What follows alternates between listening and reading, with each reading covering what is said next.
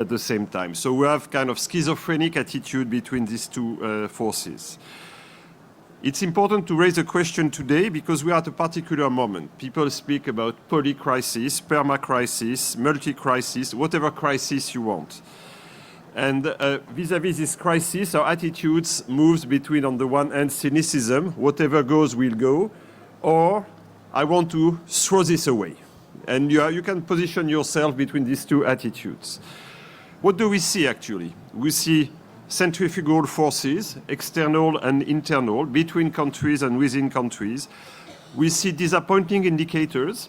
The UN published a report in September regarding the Sustainable Development Goals, including climate, poverty, access to water, access actually to technology, etc.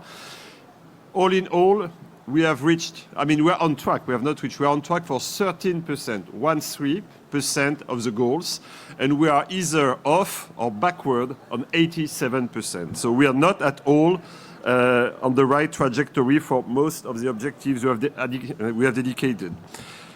We are also in a moment where the financial paradigm is shifting. Of course, it has an impact on technology. You've seen the valuation recently. The rise of interest rates, inflation, the end of quantitative easing, basically the end of the backstop provided by central banks to the economy and the financial market. All the developments, in particular regarding AI, where on the one hand, and you see the OpenAI saga over the past few weeks, on the one hand, is it for profit or not for profit? Will it save the world or will it destroy the world? And it's exactly positioned this way. We have also a number of social alerts, and of course I can mention the geopolitical tension between the East and the West, the North and the South and the West, and you can take whatever direction. So before seeing where we are today and how we can restore trust, how we can restore confidence, I'd like to see where we are coming from, try to kind of shed the light on today's situation, and then open some avenues for the future. Where do we come from? I think most of the discussions we're having today take roots 50 years ago, 1970, 1971, 1972. Let me start with 1971.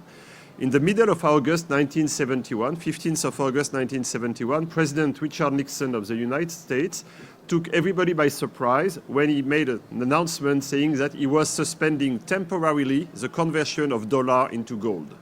Temporarily, 52 years later, we're still in this temporary state of the affair.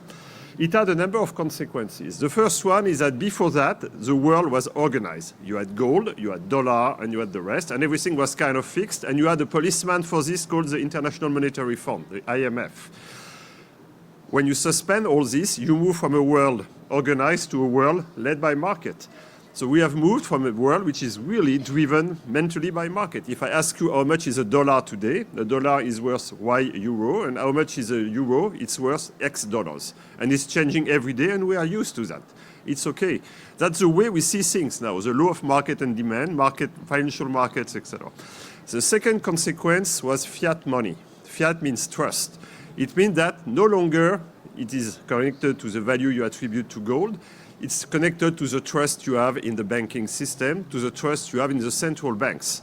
That's it. There is nothing behind but your trust. And that's a major shift in people's mind. So that's 1971. 1970, on the 13th of September 1970, Milton Friedman, the great economist, he was not yet Nobel Prize, wrote an article in the New York Times to give his views on a very specific situation. General Motors was at that time the largest company in the world, and General Motors was considering changing its governance. They wanted to incorporate into their board 3 representatives of the public interest.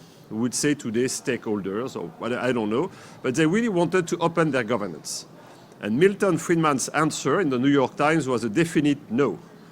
This is not the business of business. Public interest is outside business. It doesn't mean that there is no public interest, but public interest is not the job of businesses. And that's why he says famously, the social purpose of business is to increase its profits, meaning the profit is an end to an end. That's why you're creating business, to increase the profit. That also had major consequences in the years that followed. In 1972, that was a counterpoint to all this. In 1972, the Club of Rome published its report saying that you cannot grow indefinitely in a finite world. And if you consider that market fiat money, role of profit, and growth in a finite world, it's precisely the questions we have not yet totally answered and which are still striking in our face today. Everything went well, actually, after this. Ronald Reagan and Margaret Thatcher were elected. That was the advent of, the neoliberal order, the conservative revolution, the Washington Consensus, many names. It was consecrated by the fall of the Berlin Wall in 1989, and basically what people call the end of history. That was it. I mean, market had prevailed. The way we had defined capitalism in the 1970s and 1980s would be the way forward. It's very interesting to see that around the fall of the Berlin Wall, there were also some interesting milestones. 2 years before, in 1987, that's where the United Nations called the word sustainable development. That was the first report, the Brundtland report in 1987, calling for sustainable development.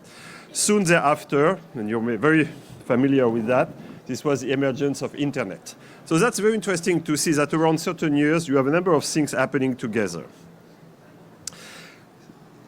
So what happened since? In 2007, 2012, basically this model cracked. We had the global financial crisis. It was a crisis of innovation. I mean, at that time, we were inventing financial products which had zero interest whatsoever with the real economy. You could create CDO square, CDO cube, and the likes. Zero interest. Innovation was running in closed circle. There was a crisis of regulation, and it was not an accident. As part of the model, it was called the light touch regulation. Remember, the market was a driver, and the market is always right, even if it's not right every day. And the third was a crisis of globalization. On the one hand, technology and finance were going full speed. On the other hand, ethics and legal framework were going slow speed. And the cracks happened, and it was very visible with the bankruptcy of Lehman Brothers in 2008. Mervyn King, at that time governor of the Bank of England, explained this very brutally. He said, when everything was okay, Lehman Brothers was a global company. When it went bust, it became an American company.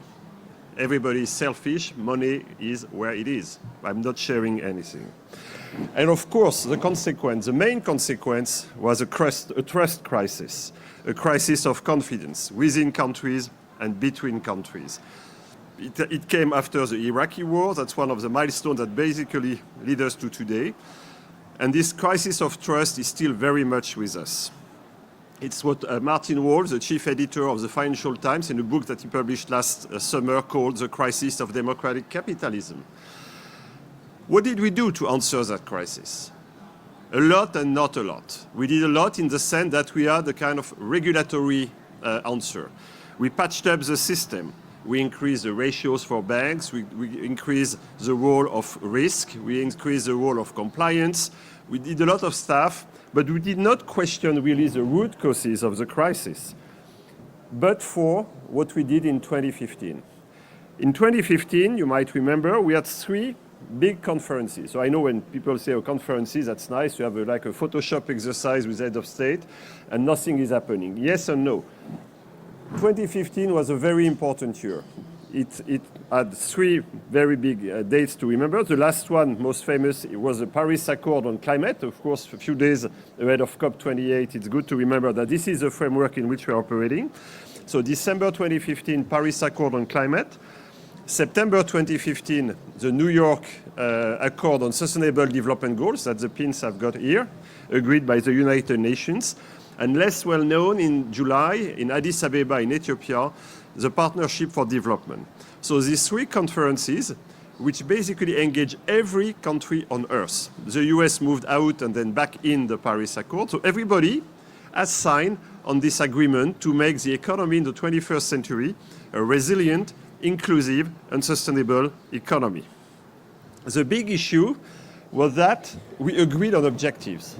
We did not really agree on the ways and means. And if you look at what was discussed at that time, we discussed very little about money. We discussed very little about tech, or we discussed in vague terms. Money and technology will be okay, and they will come the right way. And that was the hope. We expected the invisible hand to make its job. There was no policeman for this agreement. it was the nationally determined contribution for climate. So everybody committed, and we were expecting that the pressure would bring us upward, not downward. That was the idea, and that the goodwill of every actors will make it stick. And if you remember, there was this famous handshake, it looks like centuries ago, between Barack Obama and Xi Jinping before Paris. We're going to make it work. And we thought that this handshake was basically the beginning of a new era. I thought that, many people thought that. And actually it was an error of perspective. It was not the beginning of a new era, it was the end of history. It was the end of the period opened in 1989. 6 months later, Brexit. 12 months later, Trump. 18 months later, the Congress of the Chinese Communist Party. And things have totally changed after the agreement put in 2015. Maybe this kind of soft agreement was a price to pay to get them done, I don't know. So where do we stand today? After COVID, after the war in Ukraine, with the tension in the Middle East and the tensions everywhere in the world, we have failed. Let's face it, as I said, 13% of the goals on track, 87 off track or moving backwards. The Secretary General of the United Nations said in September, we have opened the gates to hell. We have the COP in 2 days, actually starting at the end of this week. We are not on track. It's been published all these weeks. The system that we've put together in the 1970s and the 1980s remains broadly neutral. That's the situation. It's not a bad system, but it's not a good system either.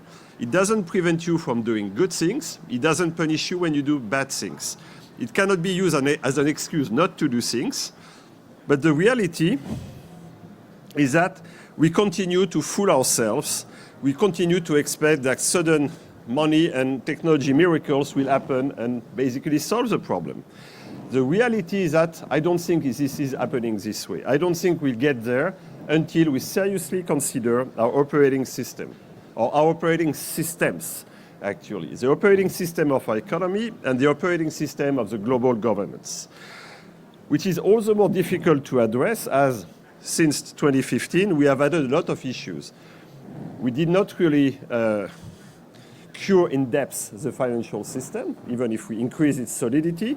Remember, Crédit Suisse vanished overnight. Silicon Valley Bank vanished overnight, even if they kind of resuscitated a few weeks ago. We have this tension I hinted at earlier between the West and the rest, as it's said. We have this acceleration of technology, which is creating movements in all directions. We have what I would call the geopolitical disinhibition. Look at India. India was supposed to be non-aligned. Now they say we are multi-aligned. And in a way, if I were in their shoes, I would do the same. So on the one hand, you align with the US, Japan, and Australia on the Quad to basically oppose China. On the other hand, you go to Russia and you buy cheap oil that you refine and sell to the West. Then you go to France and you buy aircraft, jets, etc. That's the way. It's no longer blocks. It's everybody for its own interest. And you can take Saudi Arabia, you can take Turkey, you can take all of them. That's a big change. And we also understand that everything we discuss is kind of intertwined. Climate, environmental issue, social issues, our relationship with technologies, you can't slice it. It would be great if you could solve the problem by just buying an electric vehicle. That would solve everything. But we know it's more complex than that. In a way, if I may quote, actually she's not French, she was Belgian and she lived in the US, a famous writer called Marguerite Yourcenar, who died in Maine actually. Marguerite Yourcenar wrote in 1955, if my memory is correct, a book called The Memoirs of Adrian. She put herself in the shoes of Emperor Adrian, 2nd century after Christ, who is meditating on Rome, on the fall of Rome. And he says, how long can I delay this event? How long can I delay the fall of Rome? How long can I delay the moment where the barbarians outside and the slaves inside will rush onto a world that we expect them to respect from far or to serve from below? And I wish them to love Rome. So if you search and replace Rome by Western world, by Europe or by France or by whatever country, you get it. We have a tension from outside and we have a tension from inside. So we've put together in Europe in particular, but everywhere, what we call corporate social responsibility. It sounds nice, But the reality is that the underlying software is the same as it was in the 1950s, in the 1960s, 70s, 80s. We're still very much anchored with a risk-return analysis, which is very, very focused on a narrow definition of profit. So basically, we are facing two tragedies, and we have to basically bypass these two tragedies. The first tragedy is called the tragedy of the horizon. It was put together by Mark Carney, then governor of the Bank of England in 2015, ahead of the Paris COP. What is the tragedy of the horizon? He says that basically nobody is responsible in the world for what's happening in 10 years. The trader looks at the next second. The CFO will look at the next 3 months. The CEO basically will look up to the next strategic plan, 2, 3, 4 years. The president or head of state look at its next mandate. The governor of the central bank, 5, 6 years, and then there is nobody. That's the tragedy of the horizon. Nobody is in charge. That's the first tragedy. The second tragedy is more known to economists. It's called the tragedy of the commons. Everybody has an interest in the commons, but nobody wants to pay for it. I mean, that's exactly what we are facing with climate or biodiversity or social well-being. So I will not discuss too much unless you have questions after on international governance and the operating system of international governance. I'd like to focus on economic operating system. I think we should really start to move away from Milton Friedman, saying the social purpose of business is to increase its profits, it's to maximize its profits. I think we should move to something which I'm borrowing from a former dean of Oxford Business School, Colin Mayer, who say the social purpose of business should be to find profitable solution to the problem of this planet and its people, not to profit from problems you are creating. I'm sure you have plenty of examples in mind. It doesn't say that profit is bad. To the contrary, profit is good, profit is necessary, but profit is not an end to an end. Profit is a means to an end, and this end is us on this planet, at least for the time being. That's really what we have to shift. It means that we have to discuss what is profit. And I bet that I've been CFO many years. For the same business, the profit calculated today in 2023 will be different calculated in 2033, in 2013, in 2003, in 1973, for the same business. Because profit is a social norm. If you ask your kids what is profit, they will say, well, it's very easy. Like in Monopoly or in grocery shop, it's your revenue minus your cost. If you go more in detail, you know there are many ways to compute revenues and many ways to compute cost. That's precisely what we need to address today. How do we want to define profit? How do we want to define performance? The work has just started. It's really just started. We need to identify the issues that we need to contemplate. What are these? It's, of course, people think about CO2 emission, but we have to take a broad perspective on the extra financial data, the gender gap, for instance, biodiversity, etc., etc. You have a lot of tensions in the world today. Who is going to define this? Europe, with a Green Deal, is pushing together for the Europeans here CSRD, SFDR, a number of directives, and EFRAG, extra accounting standards. On the other hand, you have the International Sustainability Standard Board, which is also working, so we'll not enter into these details. But we have to agree on what we want to identify and measure. It's just starting. Once we have identified, we must put a valuation on this. It's not just CO2, all the rest. And once we've put a valuation, how do we incorporate this into our accounts? Does it have tax consequences, for instance? When you go to your bank to borrow money, the bank say, okay, I see you have a great balance sheet, but the reality is that you destroy a lot of natural value and you treat the woman very badly. So I should penalize you for this. I cannot lend you 100, I will lend you 20. That's a conversation we might have in 30 or 40 years. It will take time. But that's really the system I call mark to planet, as opposed to the system we have today in accounting, mark to market. You might argue that, of course, the way we have developed corporate social responsibility, we have developed ESG, or we can say ESG and T, I think, because we should also incorporate the way we handle technology. So the way we incorporate these kind of soft issues on governance, social and environmental issues. On the one hand, it's positive, because at least you discuss these issues, but let's be honest, it's very confusing. As of yesterday, I discussed with one of my friends who is specialized in that. There are more than 600 ESG frameworks on Earth. The say is that if you want to increase your ESG rating, you just change frameworks. It's easier than changing your policies. The Economist last summer made its cover on ESG. These three letters will not save the world. The big issue we are facing is that in 2015, we sold a transition. We explained to the world it's going to be all right, no stress, we will decrease our CO2 emission by 1 or 2% per annum. We will reallocate our money by 1 or 2% per annum, and tech will make for the difference. That was exactly what was said 8 years ago. Transition. It's like being on a beach, and you're on one side of the beach, and you make 1 foot at a day, and after 30 years, you cross the beach. 8 years later, we realize we are not there. We have not done anything. We have moved backward. So the reality is that we're not talking about a transition. We are talking about a transformation. It's really about transforming the way we consume, we produce, we finance. And that's the big question we are facing. So of course, it's creating a lot of tensions. On the one hand, the NGOs will tell you, if it's so pressing, this transformation, why don't you go faster? Why aren't you bolder? On the other hand, the US Republicans, for instance, say, well, what the hell with this transformation? We should stick to our guns and don't change. And in the middle, it's us. Whatever you do, you're being criticized. Either it's too little, too late, or too much, too early, basically. The difficulty with this question is that we have no master of the world. In the US, it will be driven by the lawyers. You have as many companies which are sued because they are being criticized for climate inaction as companies that are sued because they do too much climate action. I don't know who will decide. In the EU, we are producing tons of paper and tons of directives. In China, it's easier, it's the Chinese Communist Party. The big risk with this system is, one, bureaucracy. You put a lot of paper, it's becoming a compliance exercise.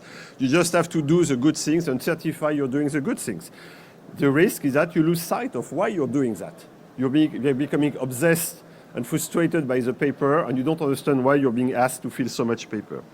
The second risk is fragmentation. What is asked in the US is different from China, from Europe, etc. And the third risk is, of course, what the OECD call inwarding. Everybody looks at its own problem and forget the rest of the world, in particular the South, which is not consulted at all on all the discussions we're having. We discuss finance, we discuss tech, reform, etc., between the Western world and with China. And all this is also more difficult as there is less and less money. We just had 10 years where money was kind of magic or free. Public and private money was available. Now we are lending. It's not a crash lending, but it's a difficult lending, as you've seen in the markets. But it's true for public money as well. Except in the US, most countries now are tightening their public finance. We are also under pressure from an international perspective. Protectionism, friendshoring, all of this makes things more complex. And look at the tensions on the access to microchips, etc. So the world has changed dramatically since 2015, even if the roadmap has not changed.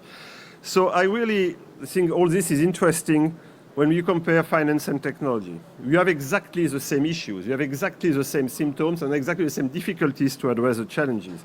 The competition between superpower or would-be superpower. The questions of regulation. We are struggling to regulate this. Look at what happened in Bletchley Park 2 weeks ago on AI. The question of standards. Who is going to define them? Who is going to be the master of the world?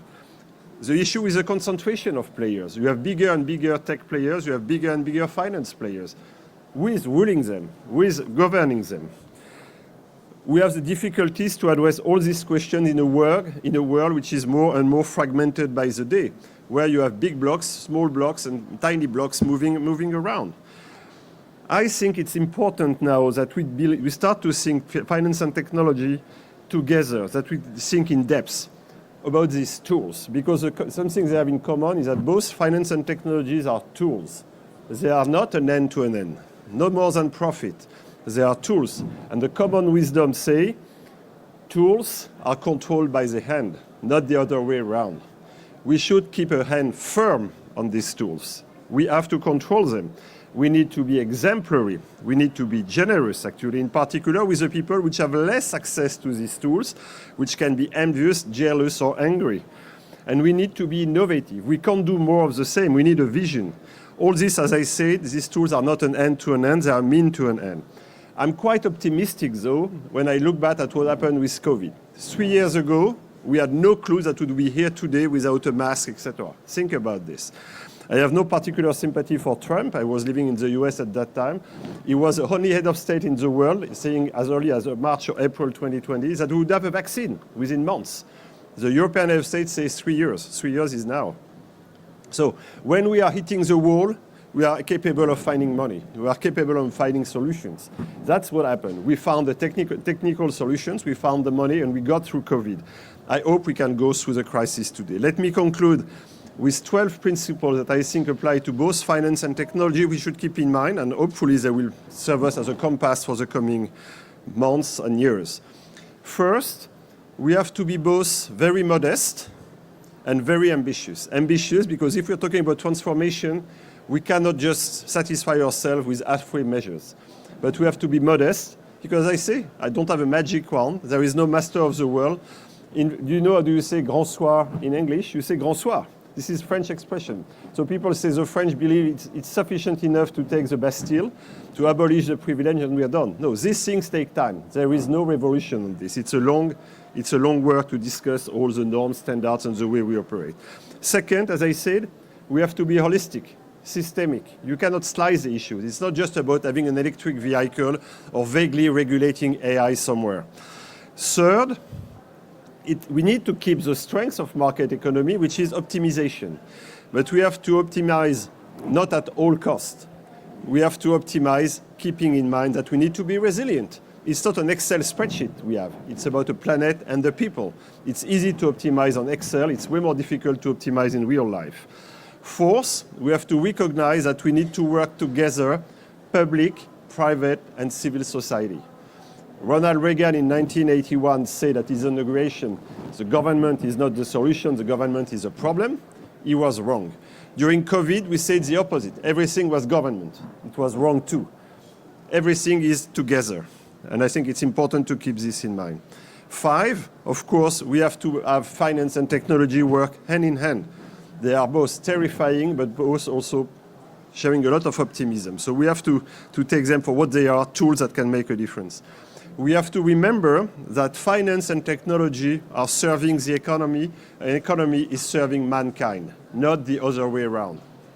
It's easier said than done, but we should never lose sight of this. Meaning, leading to my 7th principle, which is about fraternity. I think it's very French, but still, we are all on the same boat, even if sometimes we're not on the same deck. We have to remember that value of a company, value of what we do, is intrinsically linked to values, to integrity. You cannot say something on the one end and do the other thing on the other end. It's going to be visible, and you will suffer from that. So we have to stick to principles. 9th, we have to resist the idea of putting walls between us. And when I mean wall, I mean wall. In the US, remember, build that wall. It's a real wall between Mexico and the US. It can be a virtual wall as well. We have to incorporate everybody. It's not just don't look up type of perspective. 10th, we have to move from a system where we look at even more and more to a system where we say better and better. It means that we have to reconsider the way we measure our activities, accounting standards, IFRS norms on the one hand, GDP calculation on the other hand. We have to seriously review this. Both public accounting and private accounting were defined actually after the 1929 crash in the 1930s. We had a financial crisis, sanitary crisis, social crisis, environmental crisis. Maybe it's time we discuss the way we measure, the way we operate. 11th, remember what is sustainable development. Sustainable development is leaving the toilets the way you find them, meaning that you have to make your choices without preempting the choice of the next generation. Everybody should be able to make its choices. The reality today, speaking about finance, is that we have increased the liabilities of our kids. Financial liabilities. The world has never been under so much debt. 300% of GDP. That's enormous. Even after the Second World War, we're not at that level. Social liabilities, environmental liabilities. I think it's time for us to build the asset side of our collective balance sheet. And of course, it leads to my last point, which is the most difficult. As Tolstoy said in War and Peace, everybody wants to change the world, nobody wants to change himself. And that's the most difficult. We would like somebody to make the decision, we would like somebody to make the things, and we would like to stay the same. And that's, of course, the most challenging. Thank you very much.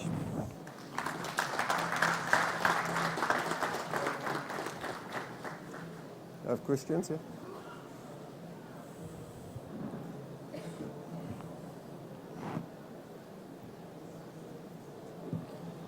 I know it's early morning, it's the first day, but don't be shy. Yes, madam. Here.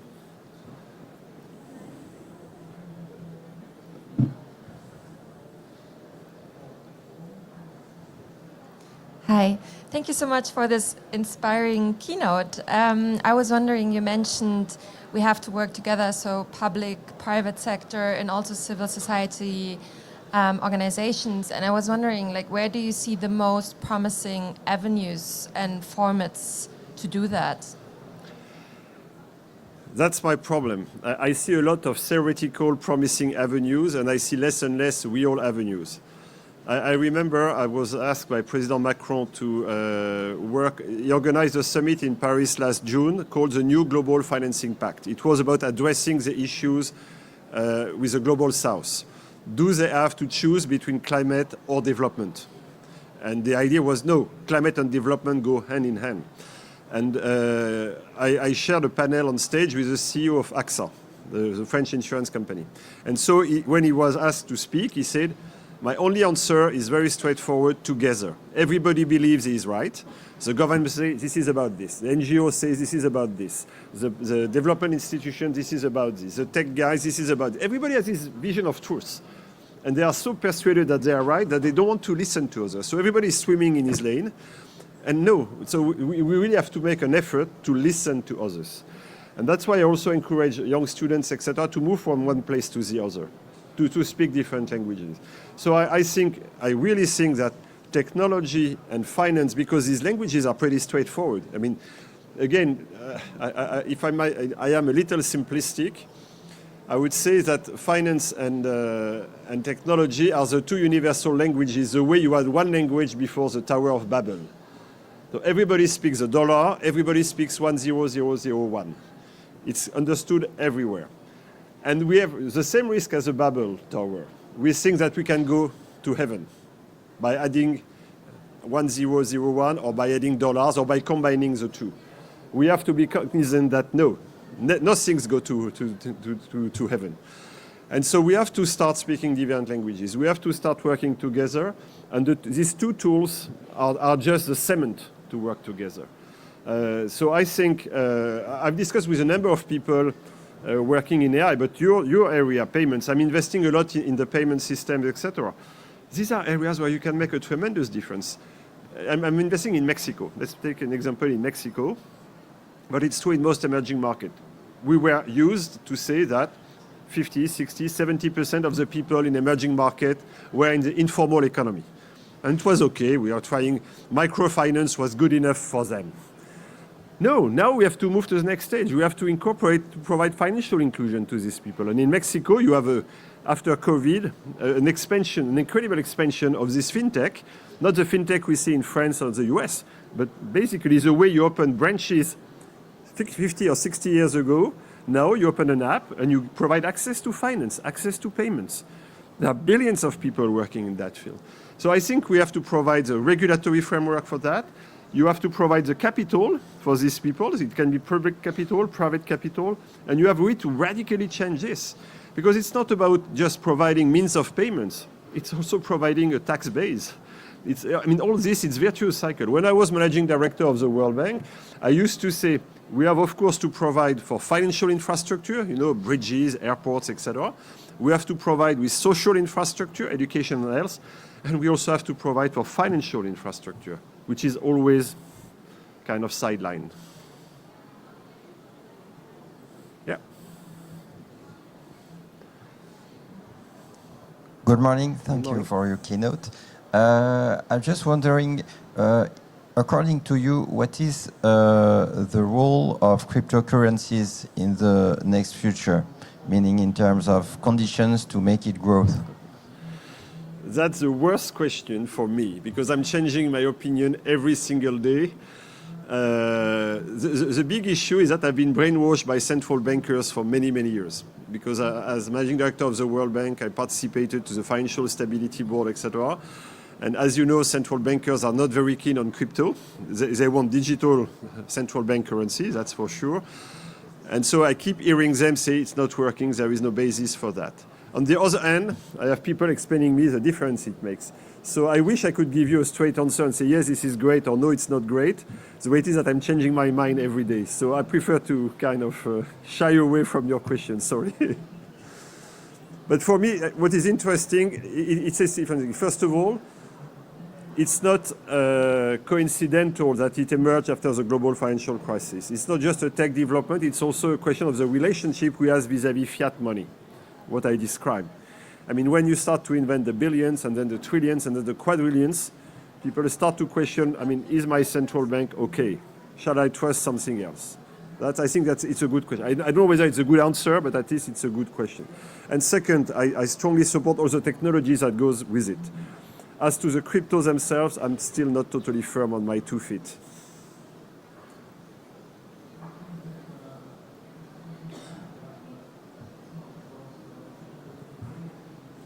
Anyway, I'm on social networks, so if you want to question me privately, don't hesitate, I'm always answering.